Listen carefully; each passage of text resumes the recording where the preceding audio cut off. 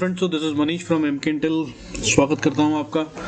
Market जो है इस समय पे अच्छा खासा गिरावट दिखा चुकी है, करीब 1200 पॉइंट का फॉल इन 1 वीक।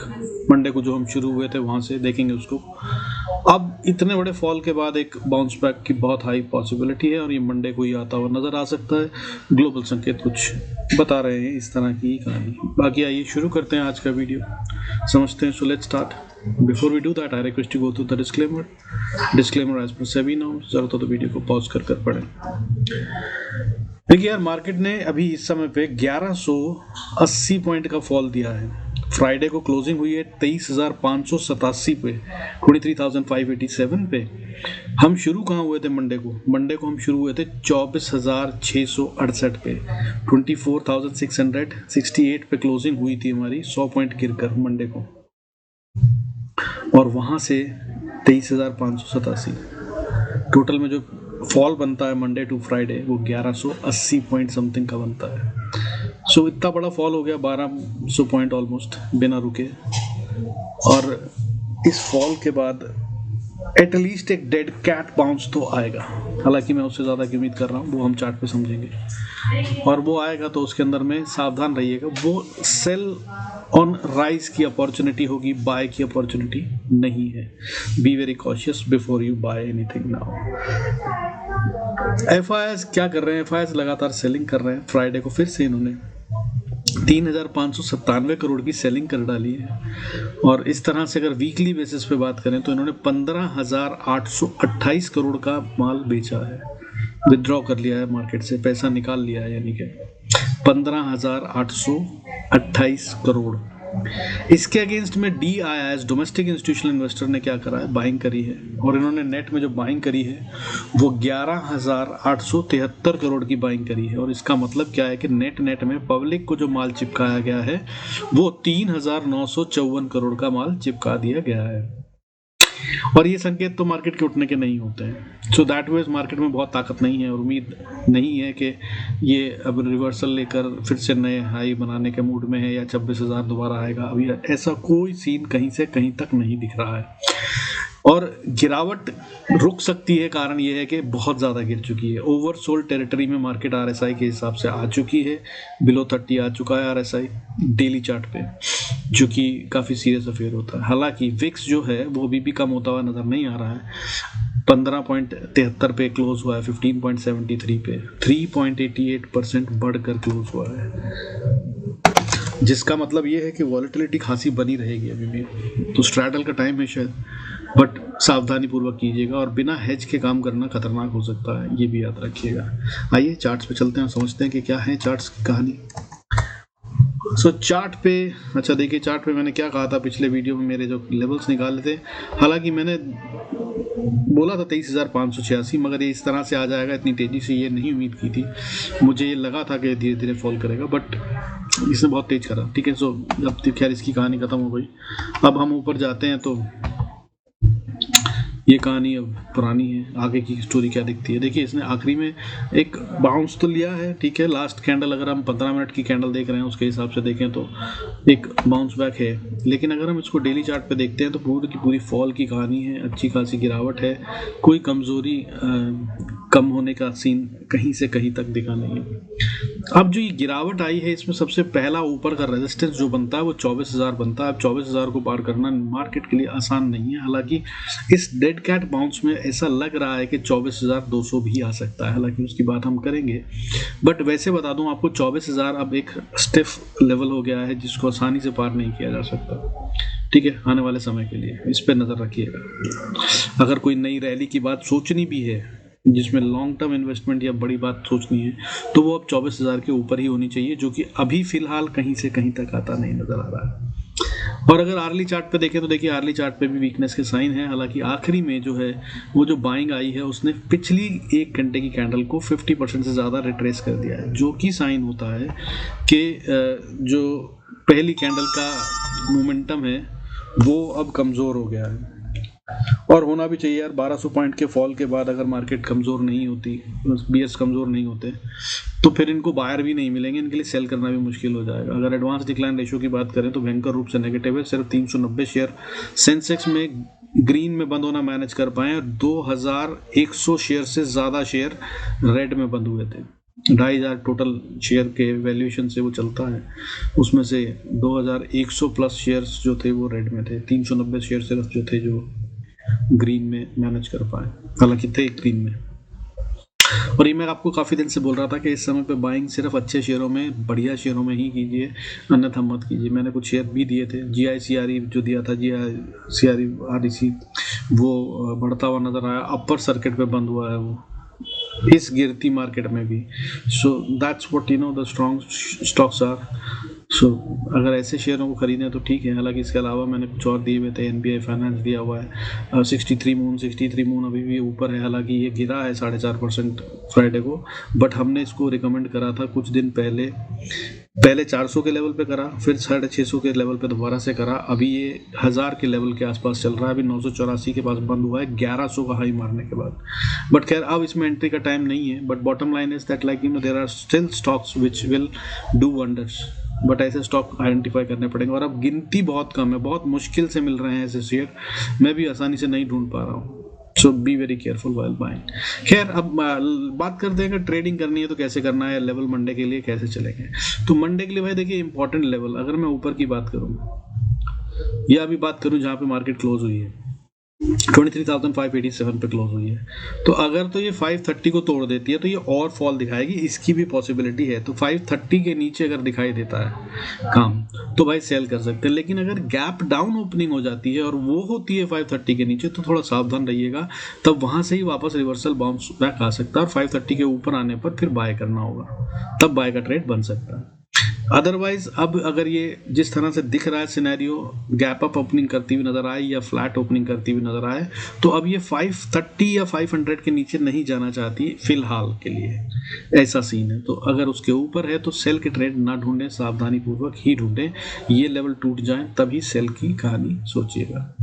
अब अगर बात करें ऊपर की, तो ऊपर में क्या स्टोरी बन रही है, देखिए ऊपर में मैंने बता दिया आपको पहला लेवल। तो अब अगर उसके ऊपर जाते हैं तो फिर 23,730 से लेकर 800 का लेवल जो है ये रेजिस्टेंस का काम करेगा, और अगर इसको पार कर लेते हैं तो कुछ बात है कि भाई दम आया और बाइंग में कुछ पैसा बनेगा। अदरवाइज यहाँ तक के मूवमेंट में ऑप्शंस की बाइंग में भी पैसा बनाना बहुत मुश्किल होगा शायद, क्योंकि विक्स देखिए बढ़ा हुआ है, अभी 15.0725 पे है, और अगर ये यहाँ पर गिरावट खत्म होती है और वापस रिवर्सल आता है तो विक्स गिरना शुरू हो जाएगा, जिसका मतलब ये है कि मार्केट तो ऊपर मूव कर सकती है लेकिन ऑप्शंस में प्रीमियम इन्फ्यूज नहीं होंगे, वो फिर भी डिफ्यूज हो रहे होंगे विक्स की गिरावट की वजह से। वॉलेटिलिटी जैसे जैसे कम होती है वैसे वैसे स्पेकुलेशन भी कम हो जाता है, और उसकी वजह से प्रीमियम्स रिड्यूस होते हैं। सो that's what will impact the options. But अगर फिर 23,800 के पार चले जाते हैं तब ये शायद थोड़ा पैसा दे सकती है, और पैसा बड़े टारगेट्स लेने वाला अभी फिलहाल है नहीं, सावधानी खास तौर पे ऊपर के लिए। तो अगर ये 800 को पार कर लेते हैं तो फिर अगला जो लेवल है वो 23,985 और 985 से 24,060 ये लेवल तक, यहाँ तक आने के चांसेस हैं। और अगर ये लेवल पे ये वापस बाउंस करके नीचे गिर जाए तो हैरान मत होइएगा, क्योंकि इसके ही गेम बन रहे हैं, अभी जो गेम बन रहा है उसके मुताबिक यही स्टोरी बन रही है कि यहाँ से ये वापस गिर सकता है अगले हफ्ते। लेकिन अगर इसके ऊपर ट्रेड करने लगे तब फिर कहानी अच्छी है, और ये तब 24,428 के लिए ओपन हो जाएगा। हालांकि 24,060 के ऊपर पहली रेजिस्टेंस 173 और दूसरी रेजिस्टेंस 350 के पास आएगी, और इसको पार करने के बाद 24,428-30 का लेवल बनता है। और इसके बाद अगर बात करूं तो स्टिफेस्ट रेजिस्टेंस 24,540 530-40 ये लेवल आसानी से अब पार होता हुआ नजर नहीं आ रहा, अगले हफ्ते भी इसके नीचे ही मार्केट दिखती है। सो अब नीचे की बात कर लेते हैं, जिसके कि चांसेस अभी नहीं है, लेकिन ट्यूसडे के बाद शायद ट्यूसडे तक मार्केट मेरे को समझ में आ रहा है 23,985 या 24,060 तक पहुंच जाएगी, और यहाँ से फिर वापस फॉल दिखा सकती है। लेकिन अगर अभी जहाँ से है वहाँ से लेवल बताऊँ, पहले तो मैंने ऊपर के जो लेवल बताए हैं इनको ही देख लीजिएगा इसके अंदर में।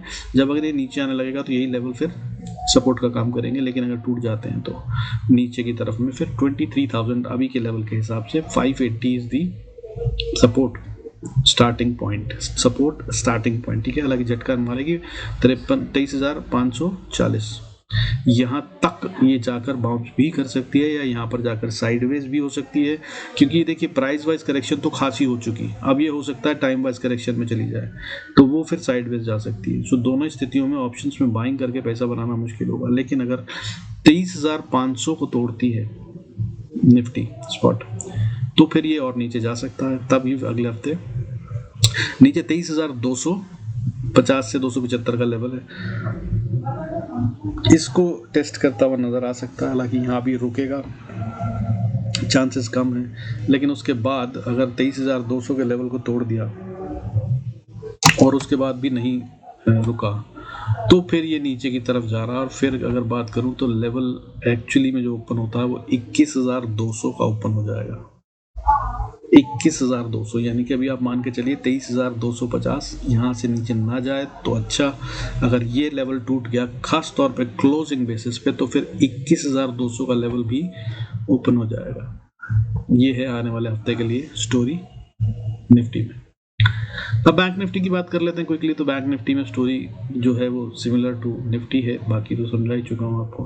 हालांकि इसमें एक थोड़ा सा डिफरेंस ये है कि 200 मूविंग एवरेज ईएमए नहीं टूटा है, डीएमए जो है वो सपोर्ट बना हुआ है। अगर यहाँ से बच जाए तो बहुत अच्छा। 200 डीएमए जो होता है बहुत स्ट्रॉन्ग सपोर्ट मानी जाती है, और 200 डीएमए का टूटने का मतलब ये होता है कि फंडामेंटल इश्यूज आ गए। बॉटम लाइन में आपको बता दूं, जो फंडामेंटल एनालिसिस होते हैं उसके अंदर माना जाता है कि जब तक 200 से नीचे है तब तक कंपनी में इन्वेस्ट करना ही नहीं चाहिए। इसका मतलब ये होता है कि उसमें कोई फंडामेंटल इशू है, यानी कि कंपनी की सस्टेनेबिलिटी पे खतरा है। सो निफ्टी की अगर बात करें तो अगर 200 मूविंग एवरेज, कोई भी इंडाइसेस हो, स्टॉक हो, 200 मूविंग एवरेज के नीचे अगर आ जाए तो उसे कमज़ोर माना जाता है। ऐसा वाला कमज़ोर जिसमें ताकत आने में भी अभी समय लगेगा, अभी फ़िलहाल उसके फंडामेंटल ही ख़राब है। यानी कि समझिए कि आप कह रहे हैं कि आपने कर्जा मांगा, किसी ने नहीं दिया। क्यों नहीं दिया? क्योंकि आपके पास नौकरी ही नहीं है। तो जिसने कर्जा दे रखा है वो अगर सोचे कि उसके पैसे वापस आ जाएंगे तो वो ना समझिए। क्यों? क्योंकि पहले तो नौकरी आनी चाहिए ना, तो अभी तो नौकरी भी नहीं है। पहले तो कमाई आनी चाहिए, कमाई आएगी फिर उसमें आप अपना खर्चा करोगे, कुछ बचेगा तो आप किसी का कर्जा चुकाओगे। सो वो माना जाता है कि 200 के नीचे तो नौकरी ही नहीं है, धंधा ही नहीं है, पैसा ही नहीं है, fundamental issues. So that's what bank Nifty वहाँ पे थोड़ा स्ट्रांग है। अब इसके लेवल्स की बात कर लेते हैं। लेवल्स की अगर हम बात करें तो ऊपर में 50,980 से 51,000 ये एक रेजिस्टेंस का काम करेगा। इसको पार कर जाए तो फिर ये थोड़ा स्ट्रांग है। अभी कहाँ पे है? 50,760 के पास क्लोज हुआ है, ठीक है। 760 से 51,000 यहाँ तक की पॉसिबिलिटी जरूर दिखती है, लेकिन यहाँ से अगर गिर गया तो फिर गड़बड़ हो जाएगी बात। लेकिन अगर यहाँ से नहीं गिरता और यहाँ से ऊपर जाता है तो फिर अगला रेजिस्टेंस 51,370 ये है। फिर इससे अगला लेवल 51,560 से 760 ये लेवल है जिसको टफ है पार करना। हालांकि यहाँ पर मार्केट गैप छोड़ के आई है, सो बहुत हाई पॉसिबिलिटी है कि यहाँ से और भी ऊपर चली जाए, झटका मारे और नीचे की तरफ वापस आए। वो लेवल जो होगा वो लेवल बनता है 52,010 से 52,180 का। यहाँ तक की पॉसिबिलिटी बैंक निफ्टी में भी बन सकती है। लेकिन अगर यहाँ से नीचे गिरा तो फिर मेरे को ये भी ट्यूसडे तक की पॉसिबिलिटी ज़्यादा दिख रही है। अगर मंडे ट्यूसडे 2 दिन रिकवरी आती है तो यहाँ तक की रिकवरी, और फिर यहाँ से फिर वापस फॉल आ सकता है। हालांकि इससे पहले भी 51,700 से भी बहुत स्ट्रॉन्ग हाई पॉसिबिलिटी है कि फॉल आ जाए। तो इन पे दो लेवल पे खास तौर पे नज़र रखिएगा। लेकिन अगर ऊपर में पार हो जाता है 52,000 से 300 का लेवल तो फिर बुल्स दोबारा से ताकत लगा रहे हैं और फिर कंट्रोल लेने की कोशिश कर रहे हैं, ये स्टोरी हो जाएगी। फिर उसके बाद अगले लेवल स्टॉप लॉस ट्रेल करते हुए 52,570, 52,870, फिर 52,670, 340, 670 और 800, 53,800 ये होंगे लेवल्स जो अगले हफ्ते के लिए ट्राई हो सकते हैं। आसान नहीं है, मुश्किल है और चांसेस बहुत कम है। 2 लेवल बता दिया आपको नीचे, जहाँ से वापस रिवर्सल नीचे की तरफ आ सकता है। सेल ऑन राइज की कहानी उसके हिसाब से आप कर सकते हैं। हाउएवर नीचे की तरफ अगर बात करें तो जहाँ पे है वहाँ से तो सबसे पहली सपोर्ट तो देखिए 50,600 है। ये जब तक ना टूटे तब तक सेल बनता नहीं है।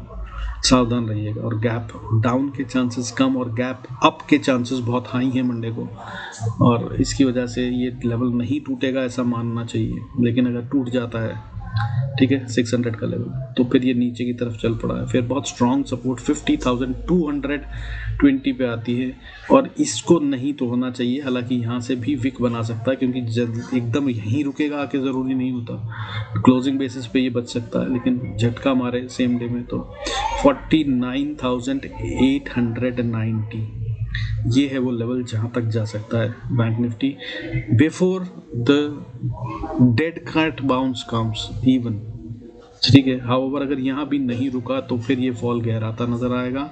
फिर अगला लेवल जो है अगले हफ्ते के लिए वो 49,000 को टेस्ट करता हुआ नजर आएगा। हालांकि 49,020 सपोर्ट बन जाती है और 48,750 तक ये सपोर्ट के चांसेस हैं कि यहाँ से वापस बाउंस बैक ले ले, सपोर्ट बन जाए। लेकिन नहीं बनी तो फिर अगले हफ्ते ही 47,800 भी दिख सकता है, ये पॉसिबिलिटी बन रही है बैंक निफ्टी में। हालांकि इतना बड़ा फॉल अब आना नहीं चाहिए, क्योंकि बहुत बड़ी गिरावट हो चुकी है।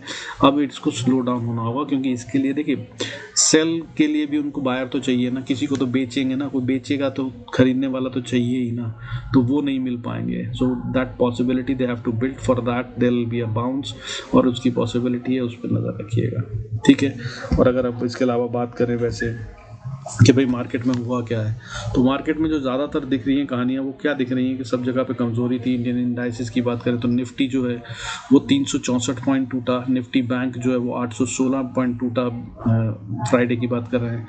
निफ्टी मिड कैप 100 की बात करें तो 1649 पॉइंट्स गिरा है, और इसमें खासी गिरावट है। सबसे ज़्यादा गिरावट मिड कैप 100 में ही आई है, ये 2.82% टूटता हुआ नज़र आया है।